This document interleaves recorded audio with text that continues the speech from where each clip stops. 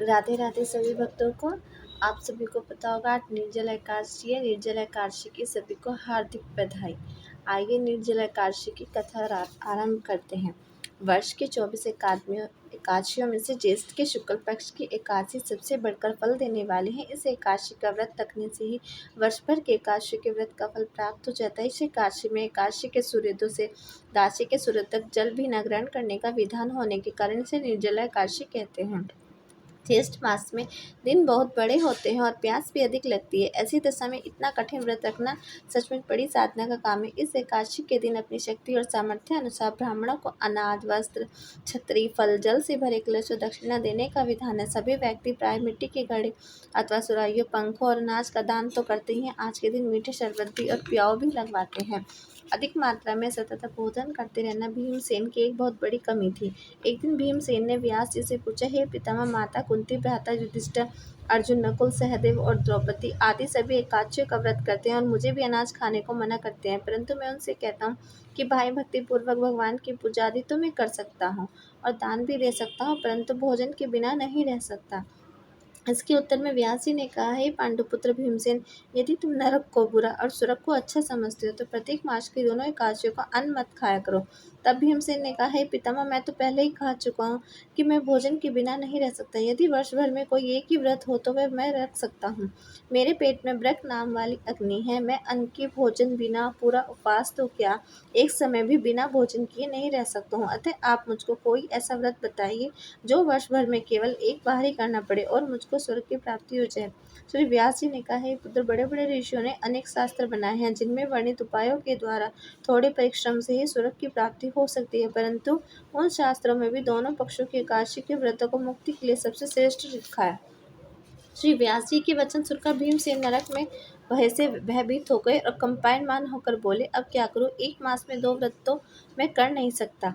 हाँ, वर्ष में एक व्रत का प्रयत्न अवश्य कर सकता हूँ। एक दिन व्रत करने से मेरी मुक्ति हो जाए, यदि ऐसा कोई व्रत हो तो कहिए।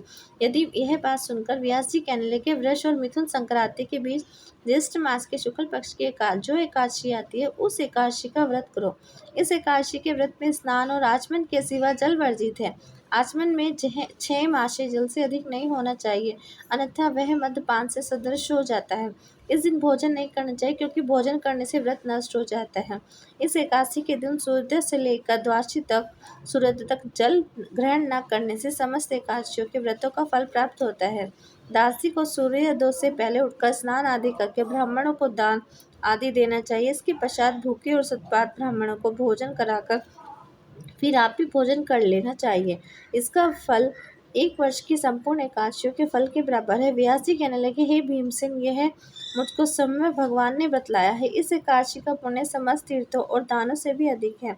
केवल एक दिन निर्जल रहने से मनुष्य के सभी पाप नष्ट हो जाते हैं। जो मनुष्य निर्जला एकादशी का व्रत करते हैं उनको मृत्यु के समान यमदूत आकर नहीं घेरते, वरन भगवान के पार्षद उसको पुष्पक विमान में बैठकर स्वर्ग को ले जाते हैं। अतः संसार में सबसे श्रेष्ठ व्रत निर्जला एकादशी का व्रत है, इसलिए यत्न के साथ इस व्रत को अवश्य करना चाहिए। इस दिन ओम नमो भगवते वासुदेवाय मंत्र का जप करना चाहिए और गौ का दान भी करना चाहिए। व्यास जी की आज्ञा अनुसार भीमसेन ने इस व्रत को किया था, इसलिए इस एकादशी को भीमसेनी या पांडव एकादशी भी कहते हैं। निर्जला व्रत करने वाले दिन प्रातः काल भगवान का पूजन करके प्रार्थना करें, हे भगवान, आज मैं श्रद्धा पूर्वक निर्जला व्रत दूसरे दिन भोजन करूंगा, अतः आपकी कृपा से मेरे सब पाप नष्ट हो जाएं।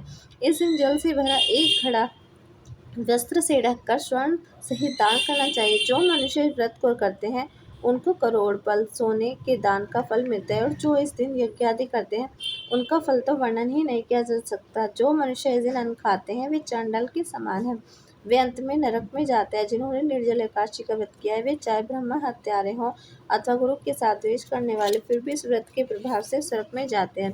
हे भीमसेन, जो पुरुष या स्त्री श्रद्धा पूर्वक इस व्रत को करते हैं उनको निम्नलिखित कर्म करने चाहिए।